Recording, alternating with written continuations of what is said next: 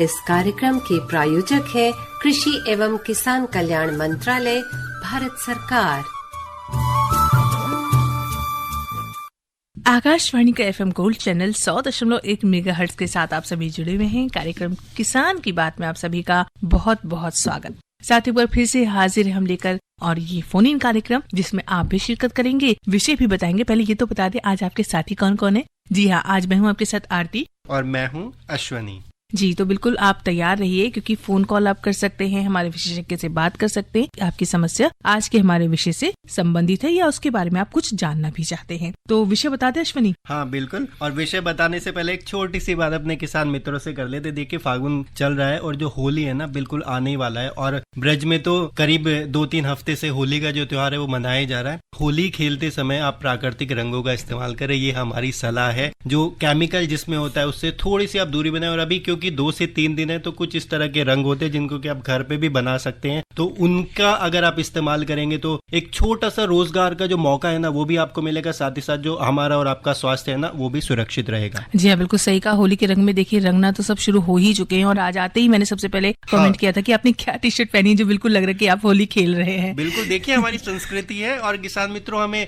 ऐसे ही बन के रहना चाहिए कि जो भी त्योहार आए हम उसमें रम जाएं। और देखिए जो हमारी ग्रामीण पृष्ठभूमि है ना, आपसे बेहतर तो कोई ये बता ही नहीं सकता, महसूस नहीं कर सकते कि जो त्योहारों के असली मायने है ना वो हमारे ग्रामीण परिवेश में ही बसते हैं। जी हाँ बिल्कुल, तो कार्यक्रम जरूर ये हमारा उसके इर्द गिर्द भी रहेगा, थोड़ा मनोरंजन का पुट भी रहेगा और भी बहुत सारी जानकारी है जो आप तक पहुंचाएंगे हम। तो जुड़े रहिए हमारे इस कार्यक्रम के साथ। और सबसे पहले आपको विषय बता देते हैं ताकि आपको अगर कुछ प्रश्न मन में अगर आपके आए तो आप फोन कर सके, फोन नंबर भी बताएंगे। तो प्रश्न सबसे पहले हम आपको विषय बताते हैं, सीमित संसाधनों द्वारा संरक्षित सब्जी उत्पादन। देखिए संसाधन के साथ बहुत सारे हमारे किसान मित्र हैं जिनके पास बहुत सारे संसाधन है लेकिन वो खेती अच्छी कर लेते हैं, उसमें भी समस्या आती है। लेकिन जब संसाधन कम हो, सीमित हो, उसमें किस तरह से आप संरक्षित सब्जी उत्पादन कर सकते हैं, ये आज हमें हमारे डॉक्टर साहब बताएंगे। और इसकी बता देते हैं आपको कौन है हमारे डॉक्टर साहब। और इस विषय पर ज्यादा जानकारी देने के लिए आज हमने आमंत्रित किया है डॉक्टर PK सिंह को। आप प्रधान वैज्ञानिक हैं CPCT भारतीय कृषि अनुसंधान संस्थान पूसा, नई दिल्ली में। डॉक्टर साहब आपका स्टूडियो में बहुत बहुत स्वागत है। धन्यवाद जी। और साथ ही जैसे कि आपको बताया हमने फोन इन कार्यक्रम है तो फोन नंबर आपको बताते हैं। हमारा आज का फोन नंबर है 23421068 और 01। आप जानते हैं दिल्ली का STD कोड है, इसे मिलाना बहुत जरूरी है। और आपको व्हाट्सएप नंबर भी बता देती हूँ 9868868753। आप इस पे व्हाट्सएप कर सकते हैं। मैसेज अगर कॉल पे नहीं आ पा रहे हैं, आप किसी वजह से लाइन बिजी जा रही तो ठीक है, मैसेज करिए, वो भी हम पढ़ के जरूर कार्यक्रम में शामिल करेंगे। फोन नंबर आपको बता ही दिए, नए श्रोता जो है व्हाट्सएप का नंबर सेव करके उस पर मैसेज कर सकते हैं। और जल्दी से डॉक्टर साहब कार्यक्रम में हम पहला सवाल ले लेते हैं। जब तक कि हमारे कॉलर मित्र हमसे जुड़े, उससे पहले हम आपसे जानना चाहेंगे कि जो सीमित संसाधनों द्वारा संरक्षित सब्जी उत्पादन है तो ये है क्या, इस विषय पर आप थोड़ी सी ज्यादा जानकारी दें हमारे किसान मित्रों को। जी बिल्कुल, आपने जो संरक्षित खेती है, संरक्षित खेती से तात्पर्य होता है कि हम जो हमारे पौधे हैं, जो हम फसल ले रहे हैं उसको एक ऐसा वातावरण देना जिससे कि वो जो हमारी जलवायु जनित ऐसी परिस्थितियां हैं उनको वो अच्छे से बर्दाश्त कर सके और उस परिस्थिति में भी हमें अच्छे से अच्छा उत्पादन दे सके। तो इसके लिए हमें किसी न किसी तरह से फसल को संरक्षित करना पड़ता है। तो इसमें जैसे पॉली हाउस कल्टीवेशन है उसको हम करते हैं, ग्लास हाउस कल्टीवेशन है उसको करते हैं। तो उसमें पॉलीथीन का एक कवर होता है जो एक ढांचे के ऊपर चढ़ा होता है और उससे जो सूरज की रोशनी है वो बाधित नहीं होती है, वो रोशनी पौधों तक पहुंचती है। उसमें हवा का आवागमन भी पूरी तरह से होता है, तो जो हवा और प्रकाश है वो उसमें बाधित नहीं होता है और हमें जो फसल है वो अच्छी तरह से मिलती है। जहां तक आपने बात की सीमित संसाधनों की, तो जब सीमित संसाधन की बात करते हैं तो देखिए हमारे बहुत सारे प्राकृतिक संसाधन ऐसे हैं जो हो सकता है आज हमारे पास प्रचुर मात्रा में है लेकिन बहुत सारे क्षेत्रों में वो अभी भी सीमित हैं। चाहे वो जल हमारा है, पानी भी सीमित है और हमारी जमीन भी सीमित है। तो संरक्षित संरचनाओं का उपयोग करके हम जल की भी बचत कर सकते हैं और कम जमीन पर हम अधिक से अधिक उत्पादन भी ले सकते हैं। जी डॉक्टर साहब, कुछ तरीके अगर आप हमारे जो किसान मित्र उनको बताना चाहे कि अगर सीमित संसाधन है उनको किस तरह से और संरक्षित रूप में ले सकते हैं और कितना फायदा किस तरह से ले सकते हैं कि किस तरह बचत करें, किस तरह उपयोग करें। जी जी, देखिए जो हमारे जैसे हम संरक्षित खेती की जब बात करते हैं तो इसमें 2 तरह की संरचनाओं का हम प्रयोग करते हैं। एक तो जिनमें की काफी लागत लगती है और दूसरी जो होती है वो कम लागत वाली संरचनाएं होती हैं। कम लागत वाली संरचनाएं जो हैं उनमें हमारे नेट हाउस हैं, शेड नेट हाउसेज हैं वॉक इन टनल्स हैं, मैं इनको एक एक करके उनका विस्तार से इन पे जानकारी दूंगा आपको। और उसके अलावा हमारे जो लो टनल्स होती हैं, प्लास्टिक लो टनल्स हैं, मल्च है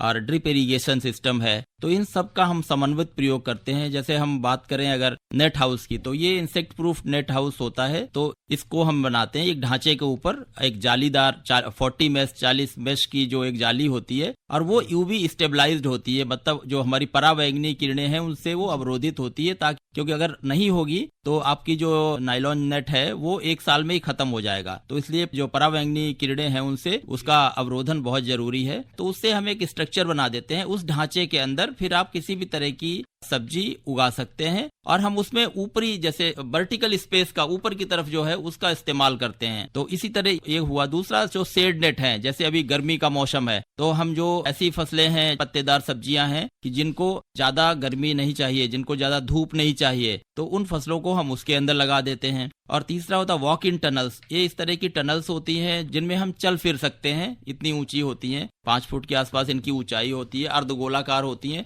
तो उनके अंदर आप कृषि क्रियाएं कर सकते हैं और उनको एक जगह से दूसरे जगह पर ले भी जा सकते हैं। अगर स्थान बदलना चाहें तो आप उनका स्थान भी बदल सकते हैं। तो इनमें खर्चा कम होता है। और जो सबसे कम खर्चे वाली है वो हमारी है प्लास्टिक लो टनल्स, जो कि इस समय जिसका उपयोग लोग कर चुके हैं अभी, और अब उन्होंने उसको खोल दिया है। तो इसमें हम अगेती सब्जी भी उत्पादन कर सकते हैं। जो हमारे सीमित संसाधन है, जहां से हमने जल की बात की, तो हम वहां पर टपक सिंचाई का उपयोग करते हैं, जिसमें हमें करीब लगभग 40 से 50% पानी की हमारी बचत होती है। पानी की ही नहीं, इसके साथ जब हम खाद देते हैं, अगर फर्टिगेशन के माध्यम से दे रहे हैं तो हमारी खाद की भी बचत होती है। अगर कोई ऐसी दवाई हम दे रहे हैं तो हम उस दवाई की भी बचत होती है। तो खाद, पानी और दवाई तीनों की हमें इसमें बचत होती है। तो इस तरह से हम अपने सीमित संसाधनों में जो है हम अच्छी उपज ले सकते हैं। जी डॉक्टर साहब, तो ये तो एक महत्वपूर्ण जानकारी हमारे सभी श्रोताओं तक पहुंची। साथियों, आपको एक बार फोन नंबर हम दोबारा से बता दें, क्योंकि एक और फोन लाइन खुल चुकी है, तो आपको बता देते हैं। फोन नंबर 011, ये हमारे दिल्ली का एसटीडी कोड है, और हमारा फोन नंबर है 23421608। जी हाँ, रिपीट करती हूँ, 1608, ये आखिरी के 4 डिजिट है। दूसरा फोन नंबर है हमारा 23421081। तो आप कॉल करें और सीधे इस प्रोग्राम में शिरकत करें और आगे बढ़ते हैं। डॉक्टर साहब से जब तक आपके प्रश्न आते हैं हम तक पहुंचते हैं, डॉक्टर साहब से हम और भी प्रश्न कर लेते हैं। डॉक्टर साहब, जैसे हमारे किसान मित्र अगर जो सब्जी उत्पादन कर रहे हैं, और कई बार देखा गया कि कोई हमारा किसान मित्र नई तकनीक को अपनाता है, तो उनकी देखा देखी जो बाकी मित्र हैं वो भी जागरूक होते हैं और उसको अपना लेते हैं। लेकिन क्योंकि आपने बताया संरक्षित सीमित संसाधन है और संरक्षित सब्जी उत्पादन है, तो इस क्षेत्र में तकनीकी जानकारी लेना कितना जरूरी है?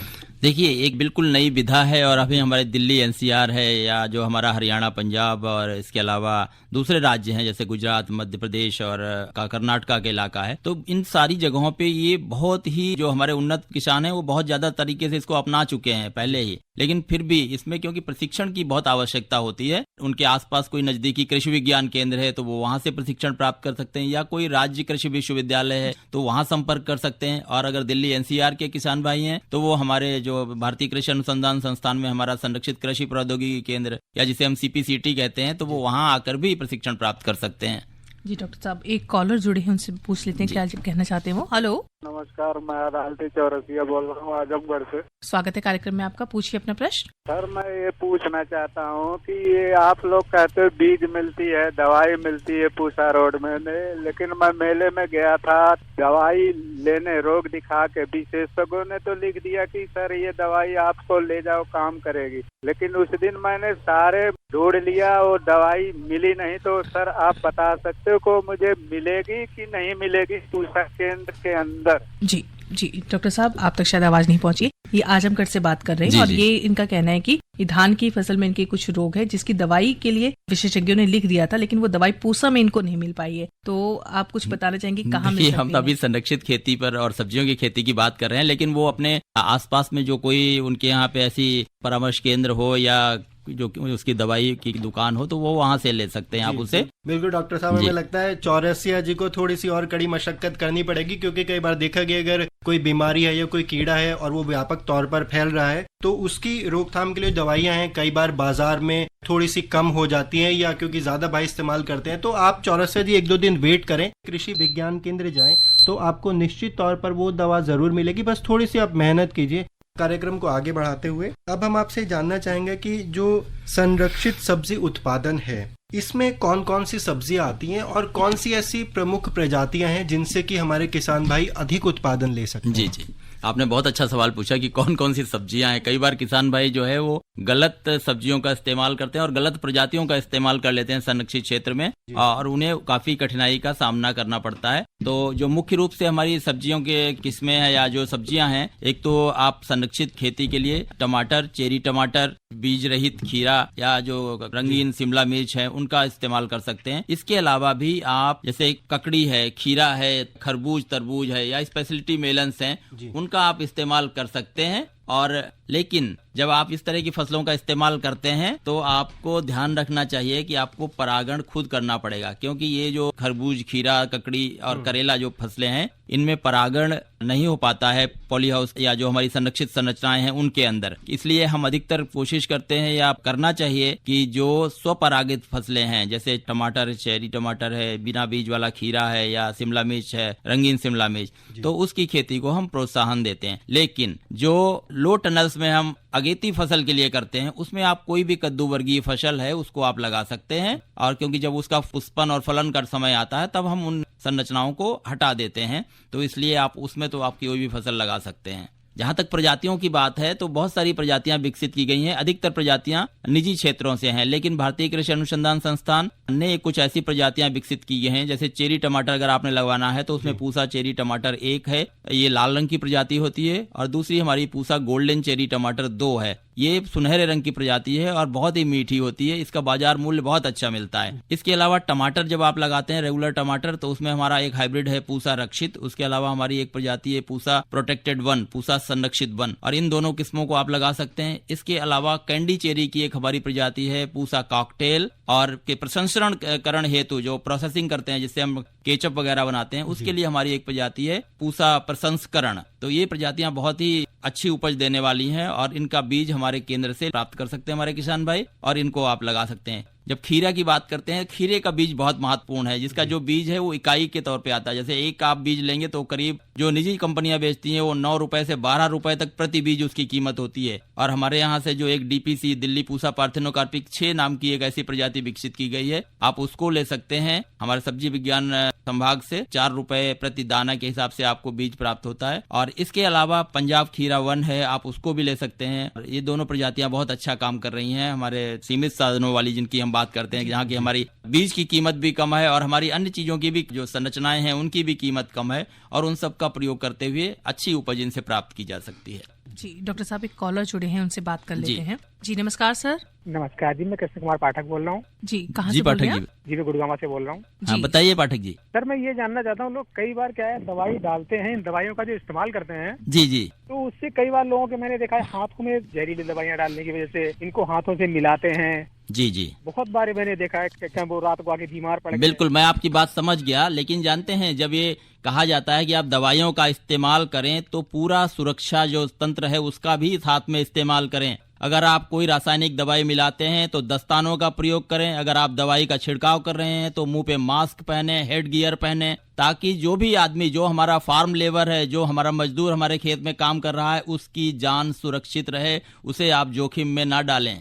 तो इसके लिए इन चीजों की एहतियात बरतना बहुत जरूरी है, और इसके लिए भी प्रशिक्षण दिए जाते हैं बहुत सारी जगहों पे, चाहे हमारा कीट विज्ञान संभाग है या जो आपके केवीके है, कृषि विज्ञान केंद्र है। अगर इस तरह की आपको कोई और जानकारी की आवश्यकता होती है तो आप उस जगह पे जा सकते हैं और पर्याप्त जो जानकारी है वो ले सकते हैं उनसे। जी डॉक्टर साहब, तो आपने बताया बहुत जरूरी है अश्विनी की भाई किसान अपना भी ध्यान रखे फसलों के साथ साथ, क्योंकि अगर अपना ध्यान नहीं रखेंगे तो कैसे और अधिक उत्पादन और अधिक क्षमता जो अपनी है वो पूर्ण रूप से लगा सकेंगे खेती में। और हमारा कार्य किसान की बात जैसे कि हम आपको बताते ही हैं, और भी बहुत सारी चीजें लेकर आते हैं आपके लिए। सिर्फ एक विषय ही नहीं होता बल्कि और भी ऐसी चीजें होती है जो आपके लिए कहीं ना कहीं बेहद जरूरी होती है। साथियों, आप जानते ही हैं 2 मार्च से लेकर 4 मार्च तक एक पूसा मेला का आयोजन हुआ था, जो कि हर वर्ष होता है, और उसमें ढेर सारे लोगों ने शिरकत भी की थी। उसी के अंतर्गत समापन समारोह के दिन यानी कि 4 तारीख को श्री कैलाश चौधरी, जो कि केंद्रीय कृषि एवं किसान कल्याण राज्य मंत्री हैं भारत सरकार में, इन्होंने समापन समारोह के दौरान क्या कुछ कहा, आइए सुनते हैं।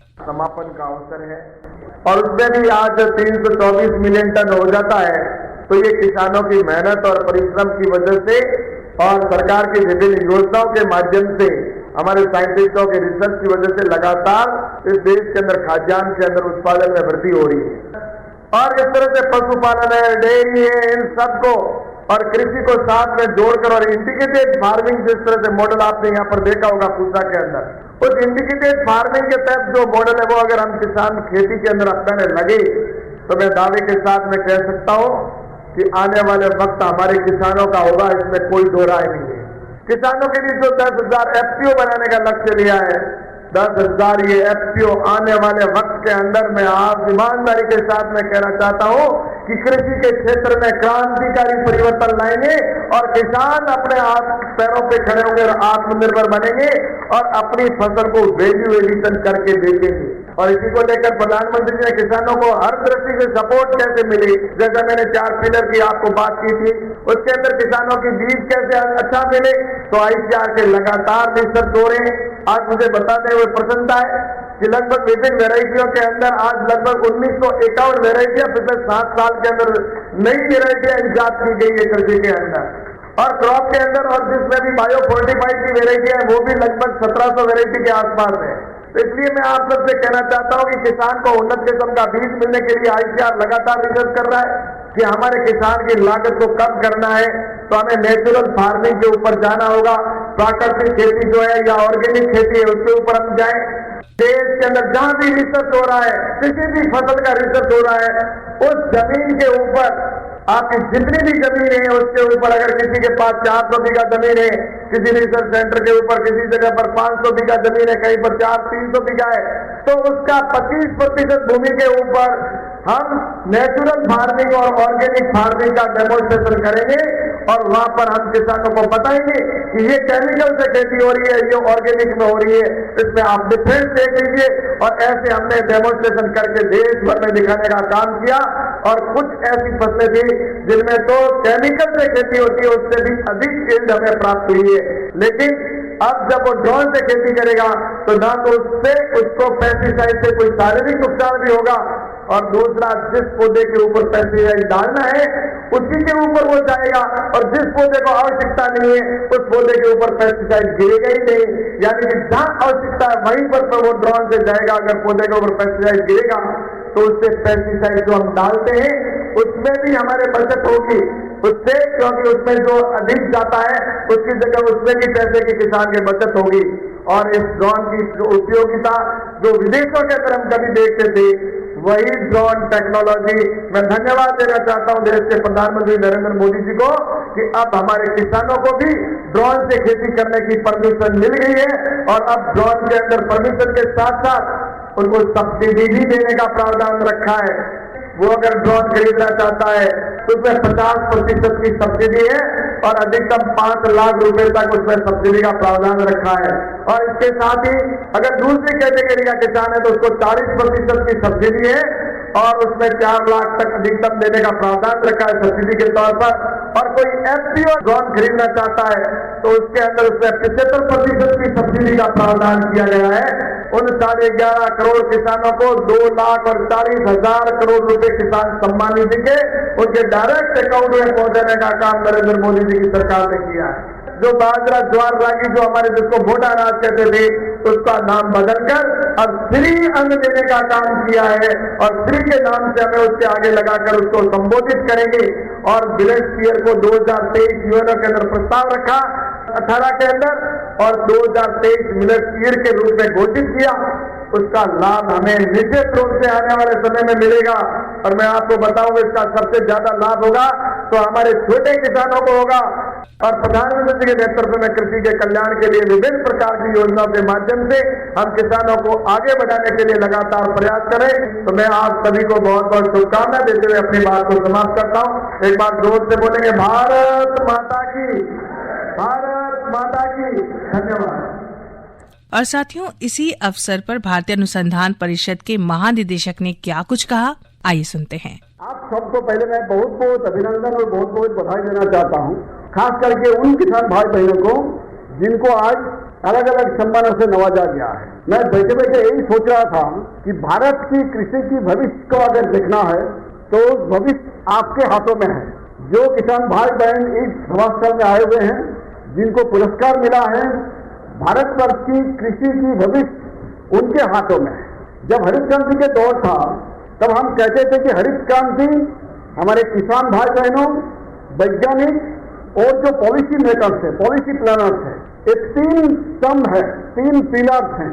लेकिन अब मैं देखता हूं कि इसका एक चौथा पिलर भी आप होने जा रहा है, वो है हमारा युवा वर्ग, स्टार्टअप, एफपीओ और आप सब मिलकर के। और एक चौथा स्तंभ के साथ भारतीय कृषि और आगे बढ़ेगा।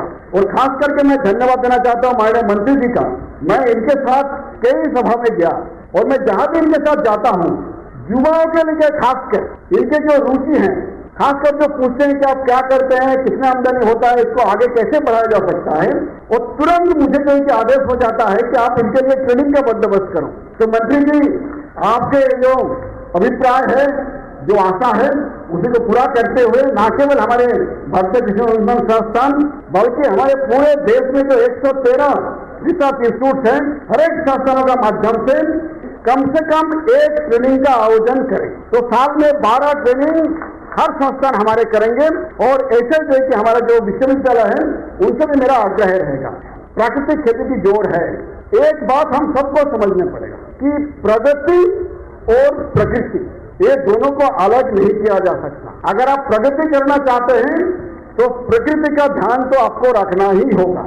और प्रकृति को अगर ध्यान रखना है तब जो कि चाहे ऑर्गेनिक फार्मिंग हो, चाहे नेचुरल फार्मिंग हो, चाहे कंजर्वेशन एग्रीकल्चर हो, चाहे रीजनरेटिव फार्मिंग हो, इसके ऊपर आपको ध्यान देना पड़ेगा। और दूसरी बात, परंपरागत खेती चाहे ऑर्गेनिक फार्मिंग हो, जो भी हो, इसके साथ जो मॉडर्न साइंस है, ये दोनों का जब तक इंटीग्रेशन, सम्मेलन नहीं होगा तब तक जो है कि भारत की किसानों का आमदनी और पैदावार नहीं बढ़ सकता। तो हमें दोनों चीज को ध्यान रखना पड़ेगा। परंपरा को भी ध्यान में रखना पड़ेगा और जो मॉडर्न साइंस है, न्यू टेक्नोलॉजी है, जो पूरे हमारे इस किसान सभा में रखा गया है, ये सब में अगर आप घूम करके देखेंगे तो हर एक स्टॉल में आप पाएंगे कुछ ना कुछ मॉडर्न टेक्निक्स दिखाया जा रहा है। परंपरागत तो खेती तो है ही है, लेकिन साथ साथ जो नए टेक्नोलॉजी है, न्यू साइंस है, उसका भी यहाँ आपको देखने को मिलेगा।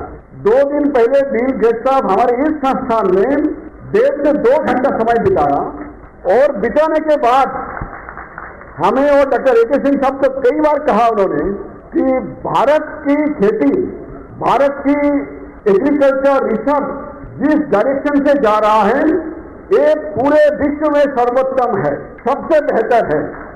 और न केवल हम दोनों को बोले, और तुरंत ही जो है कि एक फोटो के साथ उन्होंने यही लिखा कि भारतीय कृषि अनुसंधान परिषद और भारतीय कृषि अनुसंधान संस्थान जो काम कृषि को आगे बढ़ाने के लिए कर रहे हैं, पूरे दुनिया को इससे शिक्षा लेनी चाहिए, समझ लेनी चाहिए। तो ऐसा कहते हुए मैं पुनः आप सबको बहुत बहुत अभिनंदन। आपसे हम सीखते हैं, आप भी हमसे कुछ सीखिए और दोनों का सीखने के बाद ही हम इस देश की कृषि को आगे बढ़ाएंगे, यही मेरा उम्मीद है, यही आप सबसे मेरा प्रार्थना है। बहुत बहुत धन्यवाद, नमस्कार, जय हिंद। किसान मित्रों, अभी आपने सुना डॉक्टर हिमांशु पाठक को, जो कि महानिदेशक है भारतीय कृषि अनुसंधान परिषद नई दिल्ली में। और इसके साथ साथ डॉक्टर साहब, कार्यक्रम में अभी समय कम है तो एक छोटा सा सवाल ले लेते हैं कि सब्जी उत्पादन में जो नर्सरी का क्षेत्र है, इसकी कितनी अहमियत है और इसमें क्या संभावना है? देखिए, नर्सरी बहुत ही महत्वपूर्ण है, क्योंकि किसी भी अगर फसल उगाते हैं तो नर्सरी या तो उसे बीज से बोएंगे या फिर नर्सरी के द्वारा रोपित करते हैं। तो नर्सरी बहुत महत्वपूर्ण है और इन सीमित संसाधनों में नर्सरी एक व्यवसाय के रूप में भी लिया जा सकता है। तो जो हमारे नवयुवक हैं अर्बन पेरी अर्बन इलाके में, वो इसको बहुत अच्छी तरीके से ले सकते हैं और सीमित संसाधनों में वो एक अच्छा जो व्यवसाय स्थापित कर सकते हैं, अच्छी आय पैदा कर सकते हैं, कमा सकते हैं। इसके अलावा इसके लिए हमारे संस्थान द्वारा प्रशिक्षण भी दिया जाता है। तो जो भी इच्छुक हमारे किसान भाई हैं या जो हमारे युवा साथी हैं, तो उसके लिए जो प्रशिक्षण प्राप्त करने के लिए वो हमारे संस्थान से संपर्क कर सकते हैं। धन्यवाद। अच्छा डॉक्टर साहब, जो अभी समय चल रहा है, ये जो मौसम है, तो इस मौसम में जो सब्जी के उत्पादन से हमारे किसान मित्र जुड़े हैं,